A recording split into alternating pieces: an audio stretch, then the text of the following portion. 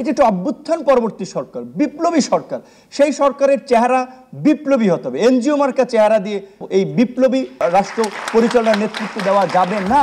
অরাজনৈতিক ব্যক্তি ও NGO marker চেহারা দিয়ে রাষ্ট্র পরিচালনা সম্ভব নয় বলে মন্তব্য করেছেন ঢাকা বিশ্ববিদ্যালয় কেন্দ্রীয় ছাত্র সংসদের সাবেক ভিপি নুরুল হক নূর। শনিবার রাজধানীর এফডিসিতে শিক্ষার সুষ্ঠু পরিবেশ ও ছাত্র রাজনীতি নিয়ে আয়োজিত ছায়া সংসদে তিনি একথা বলেন।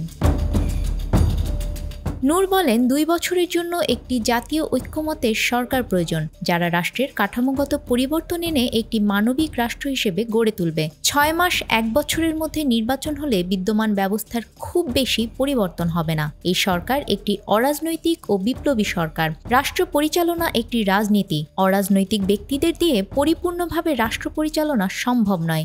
এনজিও মার্কার চেহারা দিয়ে রাষ্ট্র পরিচালনা সম্ভব নয়। তাই অরাজনৈতিক ব্যক্তিদের পাশাপাশি অন্তর্বর্তী সরকারে তাদের পরিধি বাড়িয়ে বিভিন্ন দল থেকে প্রতিনিধি নিয়ে একটি ইনক্লুসিভ সরকার গঠন করা উচিত। অন্যথায় রাজনৈতিক দলগুলোর সঙ্গে দূরত্ব থাকলে আমরা 2 বছর বললেও এই সরকারের 6 মাস টিকে থাকা মুশকিল হবে।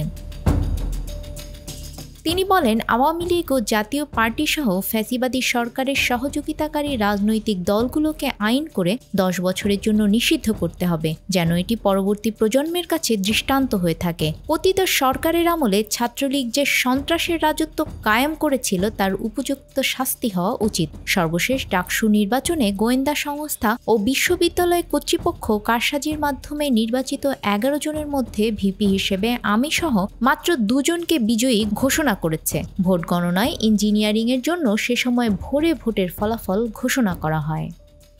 নিউজ ডেস্ক, আমাদের সময়। সরকারের সমালোচনা করা মানেই যে আমরা সরকারকে ধরছি, নাস্তানাবুদ করছি, এটা না।